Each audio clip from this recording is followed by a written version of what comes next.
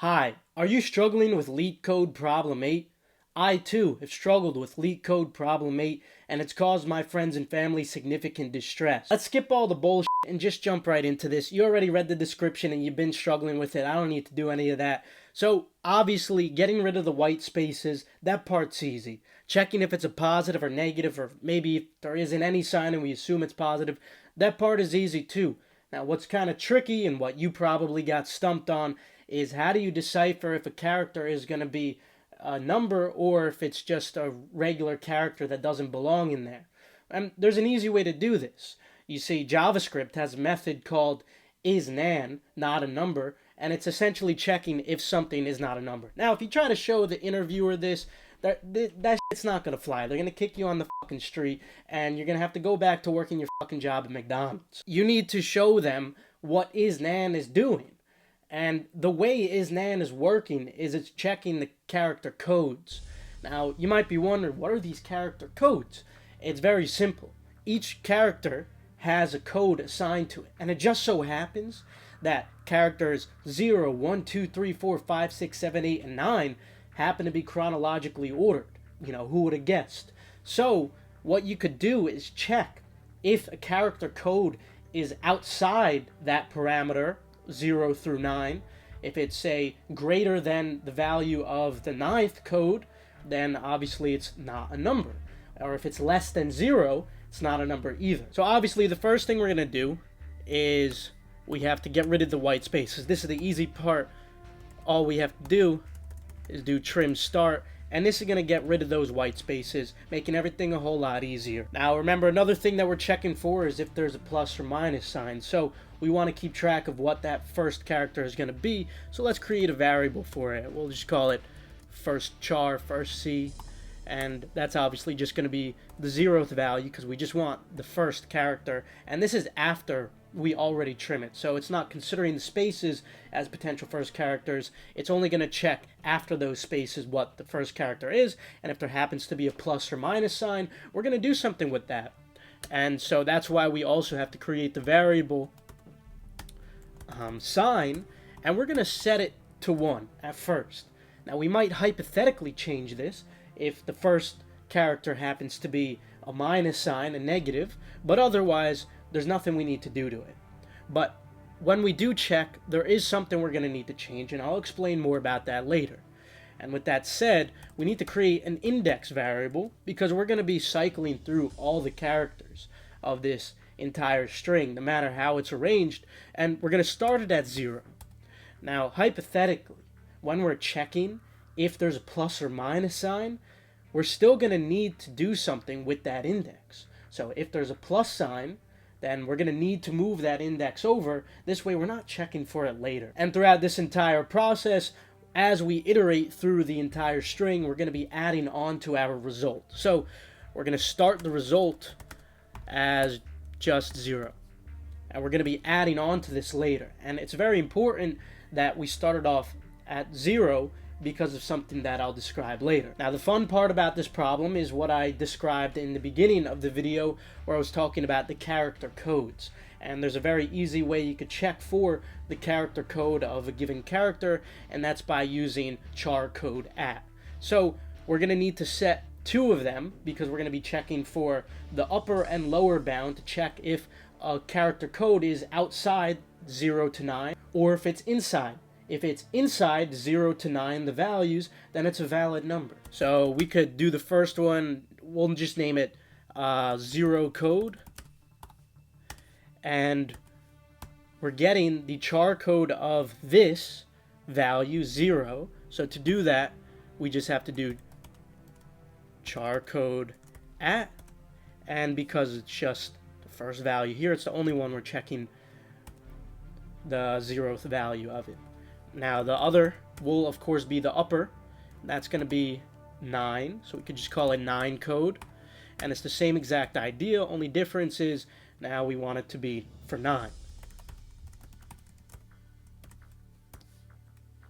So now we got everything assigned, it's looking neat. The first thing we're going to need to check for after we've already trimmed the white spaces is seeing if there's going to be a plus or a minus sign there, or maybe even nothing. and that's fine if there's nothing there too, because of what I'm about to show you.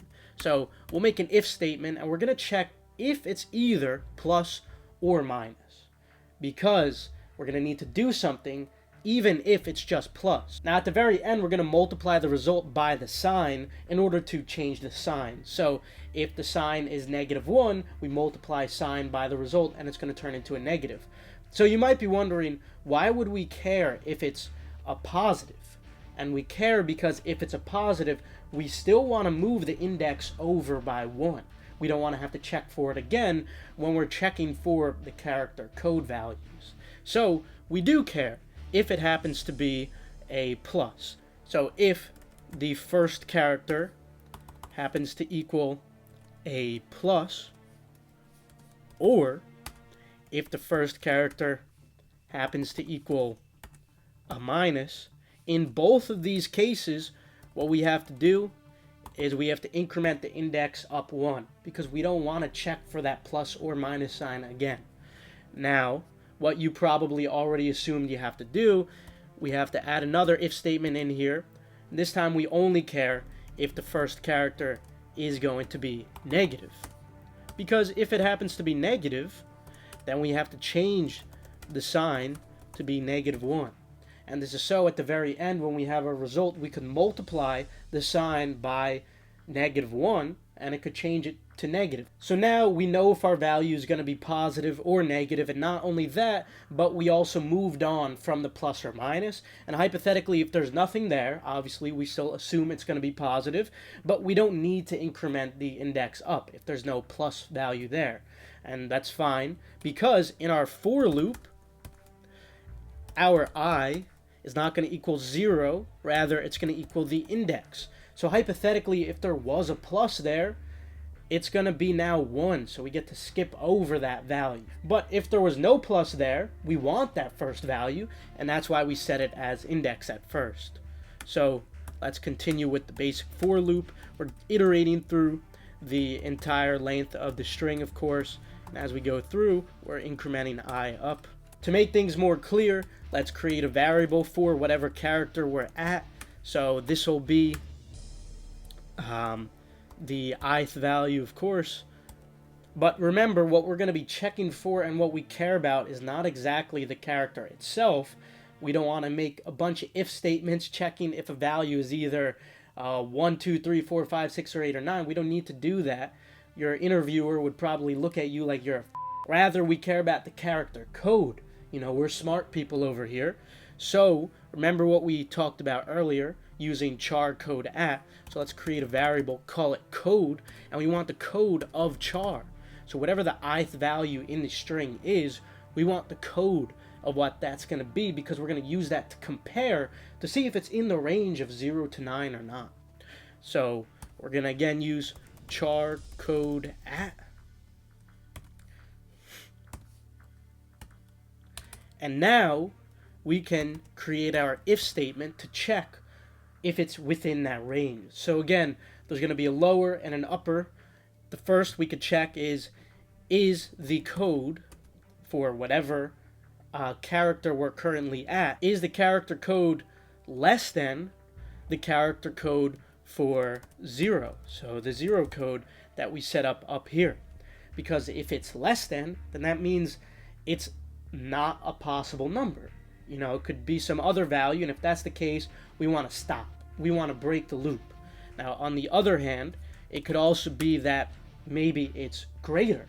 So if the code is greater than the upper, which is the 9 code, that's the case we also want to break.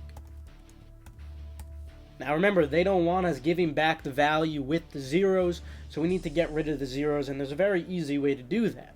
So remember how we set the initial result to be 0? So just like it's initially at 0, if the result is currently